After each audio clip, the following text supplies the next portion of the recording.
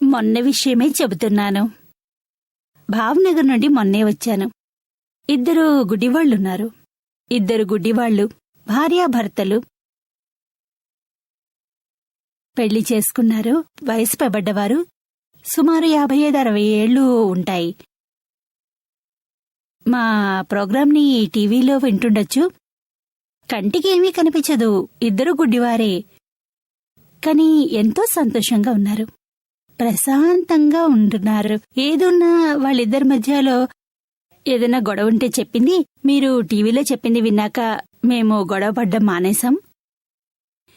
ఆమె చెప్పింది, రాత్రి నిద్ర పట్టేది కాదు. 3-4 గంటల వరకు 3-4 గంటల వరకు నిద్ర పట్టేది కాదు.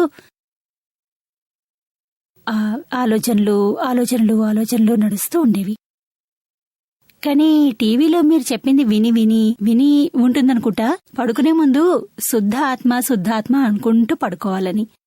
నేను అలాగే చేశాను. అప్పటి నుండి నాకు ఎంతో హాయిగా నిద్రపట్టింది.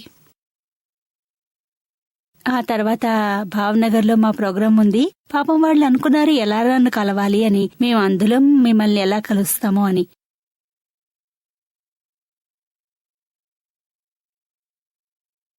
మా ప్రోగ్రాం అక్కడే ఉండడంతో చాలా సంతోషించారు. వచ్చారు పక్క వాళ్లతో కలిసి. చాలా అద్భుతమైన ఎక్స్పీరియన్స్. నాకు బాగా నచ్చింది. మాకసలు ఇబ్బందే లేదు. మేము గుడ్డివారం అని మాకు కనిపించదు. మేం గుడ్డివారం అని. మా భర్త పని కూడా చేస్తాడు, ఉద్యోగం చేస్తాడు. వారి భావన చూడండి. వారికి అనిపిస్తోంది నేను మా ఇంత చక్కటి పని చేస్తోంది, ప్రపంచానికి శాంతినిస్తోంది. మరి మేము ఆమెకి ఎలా సాయపడగలం? మేము ఏ విధంగా సాయపడగలం? ఏదో రకంగా ఆమెకి చేయలేకపోతున్నాము. ఆమె భర్తకు మాత్రం దాదావాడీలో సబ్స్క్రిప్షన్ పెట్టుకుందామని అనుకున్నాడు. దాంతో ఏది మా వల్ల అవుతుందో అంత హెల్ప్ అవుతుంది అని సంస్థకు. భార్య చెప్పింది, మనిద్దరం చదవనే చదవము, దీన్ని మనమేం చేస్తాము? మనం చదువుకోలేకపోతే పర్వాలేదు, కాని సంస్థకు కొంత సాయం అవుతుంది కదా. ఎంత గొప్ప భావనది.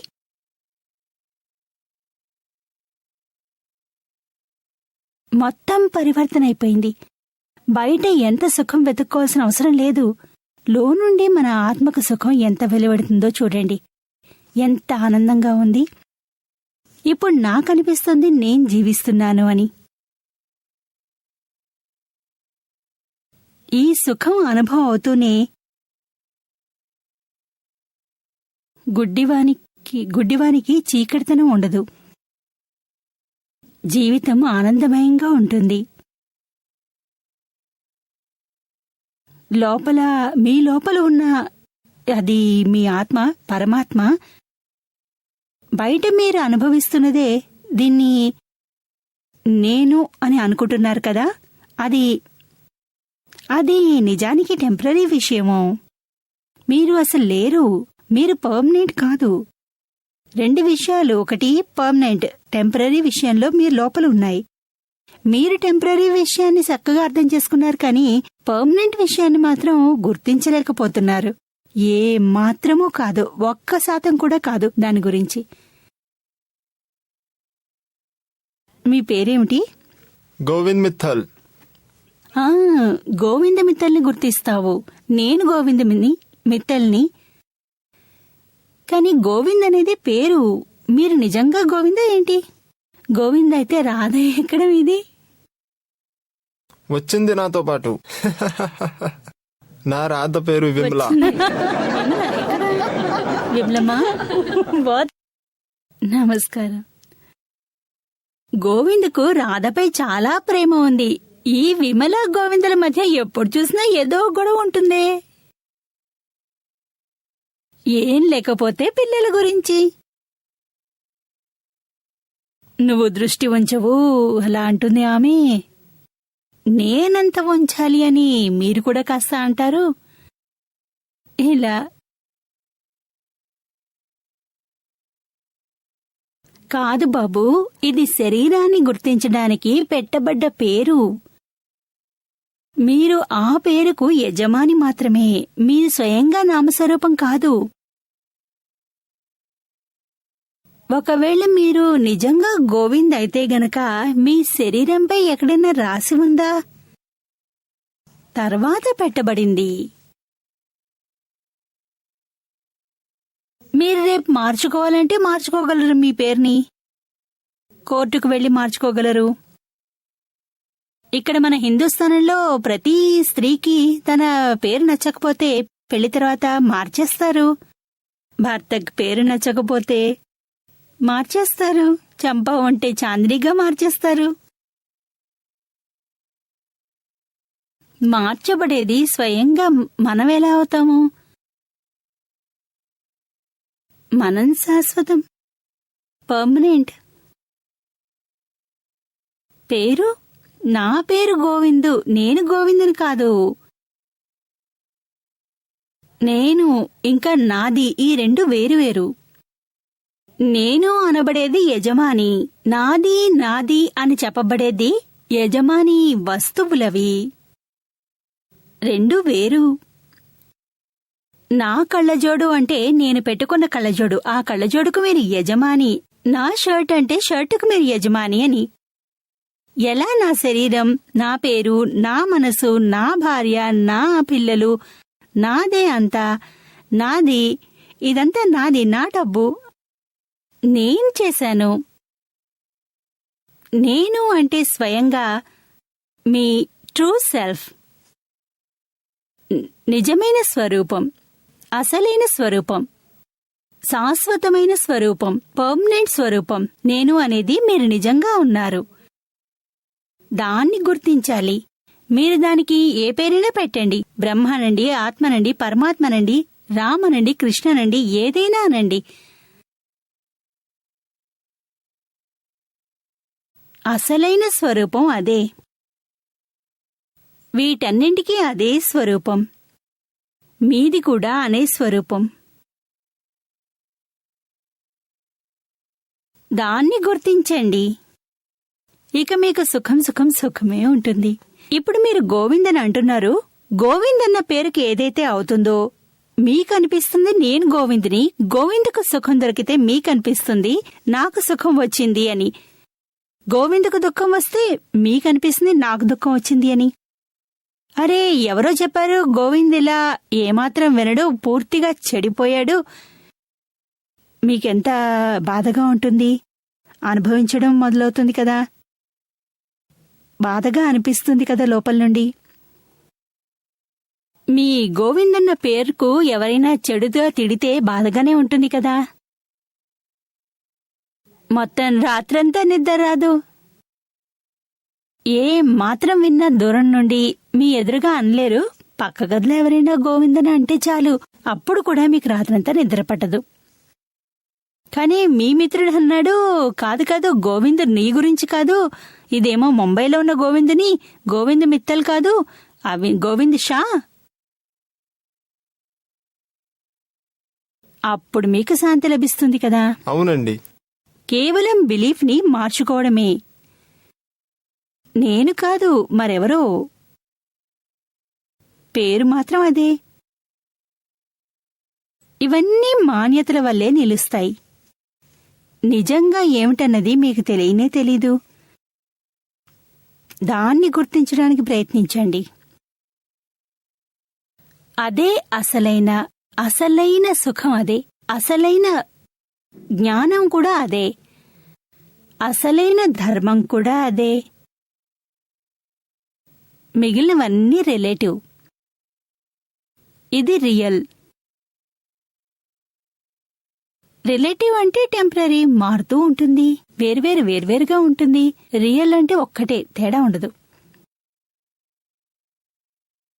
ఇక ఎప్పటికీ నిలుస్తుంది. తెలిసిందా? అవునండి.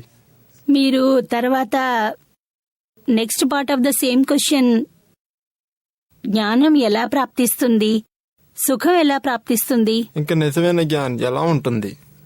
అసలైన జ్ఞానికి గుర్తింపు. అసలైన జ్ఞానిని మీరు చక్కగా గుర్తించగలరు. అసలైన జ్ఞాని బ్రహ్మలో ఉంటాయి, మాయలో ఉండదు. అవునండి, చాలా బాగా ఇక చెప్పారు. ఇక ఇతరులని కూడా భ్రమలోనే ఉంచుతాడు, మాయలో కాదు. సంతులు కానివ్వండి, భక్తులు కానివ్వండి, పెద్ద పెద్ద మునులు, ఆచార్యులు అందరూ ఏం చేస్తారు? మాయనే మీలో పెంచుతారు, మాయలోనే మీ ప్రగతిని చూపుతారు. క్రెడిట్ లేదా డెబిట్, పుణ్యం లేదా పాపం, పాపం నుండి బయటపడేస్తారు. పుణ్యం చేయిస్తారు, అశుభాన్ని విడిపిస్తారు, శుభాన్ని చేయిస్తారు. అయితే మాయలోనే చేస్తారు. నేను గోవిందుని. ఎలా ఉన్నవారు మీరు అలాగే ఉన్నారు, ఎక్కడికి వెళ్ళలేదు. ఇంకా మీరేం చేసినా ధర్మం చేయండి, కర్మకాండ చేసినా, పూజా పాఠాలు, జపం, తపం, త్యాగం, ఉపవాసం, త్యాగం చెయ్యి, అన్నీ చెయ్యి. కాని నేను గోవిందుని, నువ్వు వెళ్ళట్లేదు. ఏం మీరు చేస్తున్నా మాయలో ఉండి మాయే చేస్తున్నారు, మాయలో పడి చెప్తారు. అందుకని మాయ అకౌంట్లోకే క్రెడిట్ అవుతుంది. దాన్ని డెబిట్ చేయడానికి మళ్లీ మీరు జన్మించాల్సి ఉంటుంది. ఓసారి మీరు నేనులోకి వస్తే ఇక మీరు ఇవేవి మీకు పట్టవు. No credit, no debit, no పుణ్యం, నో పాపం. రెండు బ్యాలెన్స్ గా ఉంటాయి, జీరో చెయ్యాలి.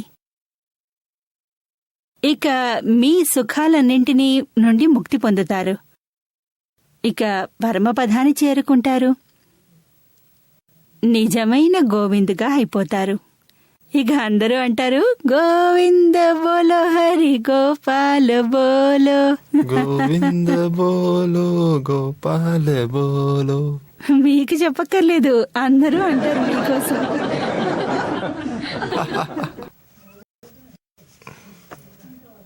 ఇంకా లాస్ట్ ఒక్క క్వశ్చన్ ఉంది. ఏ మనిషి అయితే ఈ ప్రపంచంలో సుఖంతో ఇంకా ఆనందంగా ఉంటాడో తనకు తానేమనుకుంటాడంటే తాను చాలా సంతోషంగా ఉన్నాడని, అయితే ఇంకా మోక్షానికి వెళ్లాల్సిన అవసరమే ఉంది.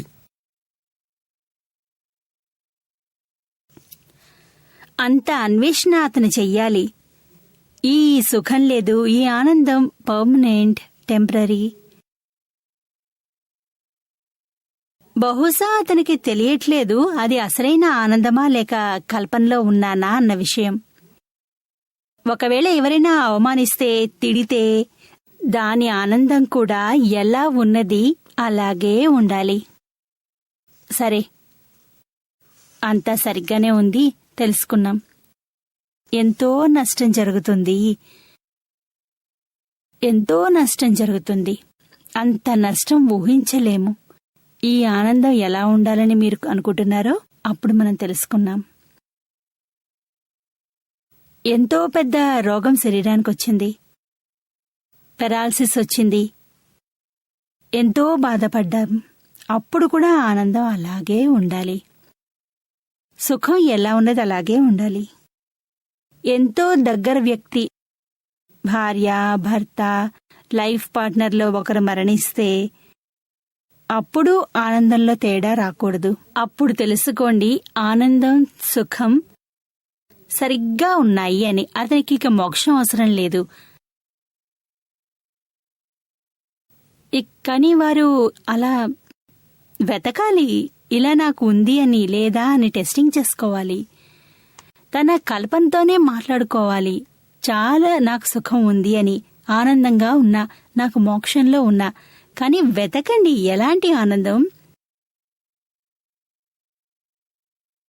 మోక్షానికి అర్థమేమిటి? నేను మోక్షానికి 2 స్టేజెస్గా చూశాను. మొదటి స్టేజ్ మోక్షం ఇక్కడే, ఈ జన్మలోనే ఉంది, ఇక్కడే ఉండాలి, ఇక్కడే అనుభవంలోకి రావాలి. ఎలాంటి దుఃఖం మనల్ని తాకరాదు, ఏ దుఃఖం మనల్ని స్పర్శించరాదు. సంసారం ఎలా ఉన్నది అలాగే ఉంటుంది. మన కర్మ, మన డ్యూటీసు, మన బాధ్యతలు అవన్నీ ఎలా ఉన్నావో అలాగే ఉన్నాయి. వాటిలో ఎలాంటి తేడా లేదు. కానీ లోపల ఏం అనుభవం కలుగుతోంది? మనకి ఏ దుఃఖం ఉండకూడదు. మొదట్లో చాలా ఉండేది, ఇప్పుడు ఏమీ లేదు, లోపలేమీ లేదు. ఇది మొదటి స్టేజ్ మోక్షం.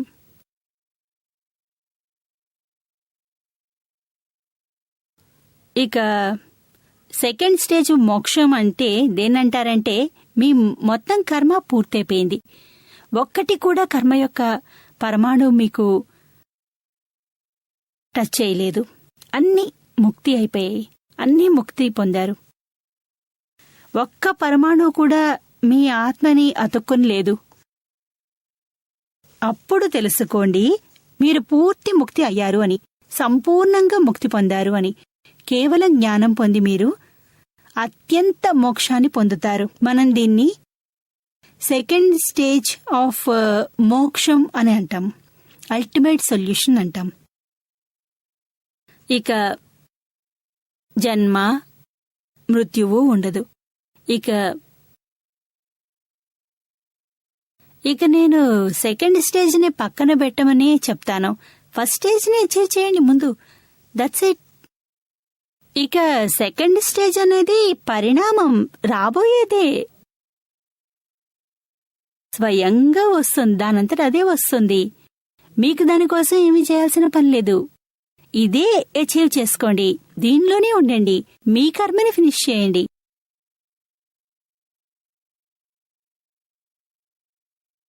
That's it. నేను అదే మార్గాన్ని చెప్తాను. మిగతావి మాయ పాట యొక్క ఏ వస్తువు నేను కదపట్లేదు. ఎలా ఉన్నదని అలాగే ఉంచుతున్నా. మీ పాపం అన్న బిలీఫ్ మాయలో ఉంది కదా, ఆ బిలీఫ్ని తొలగించండి. ఇంతే మార్పు చేద్దాం. మిగతావన్నీ బయట అలాగే ఉన్నాయి, లోపల బయట తేడా. మాయలో ఏం జరిగినా మీకు అనిపించదు నాకు అవుతోంది అని. ఈ గోవింద్కి అవుతోంది, నాకు కాదు. That's it. నిరుమా, మీరు ఇంత చక్కగా తెలుగు మాట్లాడతారని చూసిన తర్వాత ఆనందంగా ఉంది. జై సచ్చిదానంద్.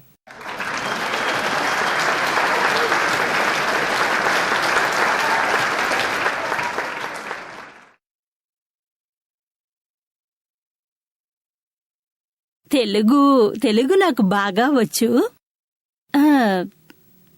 ఏమిటంటే గుజరాత్లో ఉండేవారికి, గుజరాతీలకు హిందీ చాలా పాడైపోయింది.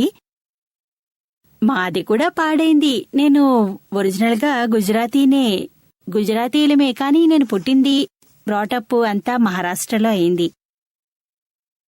నా హిందీ చాలా బావుండేది, ఇక్కడికి వచ్చాకే కాస్త పాడైంది. తర్వాత హిందీలో సత్సంగం చేస్తూ మళ్ళీ ఇప్పుడిప్పుడే బాగవుతోంది.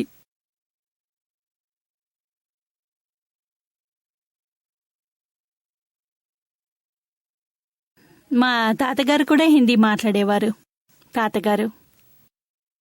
కానీ ఆయన అంటుండేవారు, ఆయన గుజరాతీలోనే ఉండేవారు, బిజినెస్ కోసం బాంబేకి వెళ్లేవారు. కానీ ఆయనకు వర్కర్స్తో పెద్దగా డైరెక్ట్ కాంటాక్ట్ అనేది ఉండేది కాదు. అందువల్ల ఆయనకి హిందీగా పెద్దగా మాట్లాడడం రాదు. కొద్దిగా మాట్లాడేవారు. అంటుండేవారు, నా హిందీ బాగుండేది, కానీ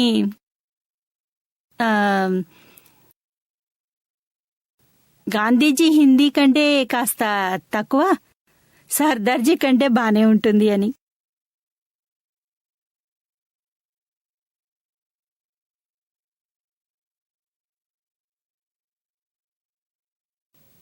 అయితే ఆయన హిందీ చాలా బాగుండేది.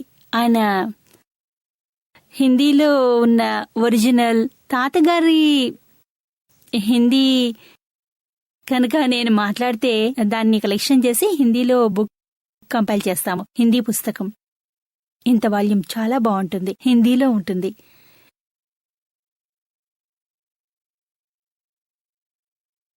ఇప్పుడు తాతగారి పుస్తకాలన్నీ వెబ్సైట్లో కూడా దొరుకుతున్నాయి. మనుభాయ్ పటేల్, అహ్మదాబాద్. మనుభాయ్ పటేల్ అంటున్నారు, మనసుకు శాంతి లేదు, దీనికి ఉపాయం చెప్పండి అని. భగవాన్ పూజ భక్తి రోజూ చేస్తాను కానీ మనసుకు శాంతి లేదు. ఏమిటంటే భగవంతుడికి పూజ భక్తి చేస్తే మనసుకి శాంతి దొరుకుతుంది. కానీ కొంచెమే, ఎంత ఎంతసేపు కావాలో అంతే.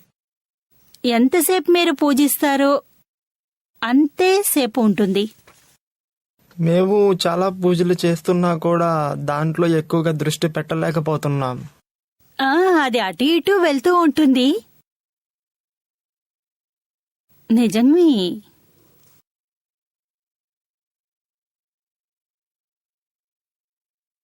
ఇవన్నీ క్రియలు, పూజాపాఠాలు, జపమాల, ఇవన్నీ క్రియలు.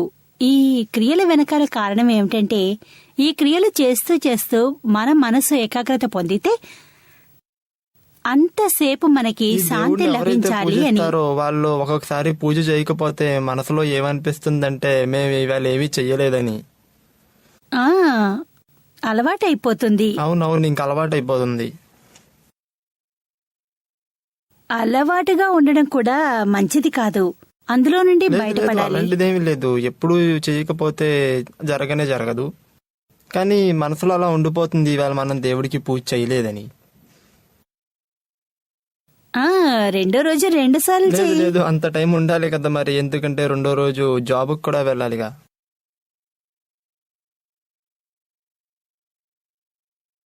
టీవీ చూస్తారా లేదా? చూస్తాను, మీ ప్రోగ్రాంలు కూడా చూస్తాను. మరో ప్రోగ్రాం కూడా చూస్తారుగా. వేరే ఏదైనా చూస్తాను, కానీ సినిమాలు సీరియల్ లాంటిది ఏదైనా ఉంటే అవి కూడా చూస్తాను. ఈ రోజుల్లో సీరియల్ పిక్చర్ కి పెద్ద తేడా లేదు. లేదు లేదు, సీరియల్ ఒకసారి చూసామంటే 9 దాటిన తర్వాత మేము పడుకుని పోతాం.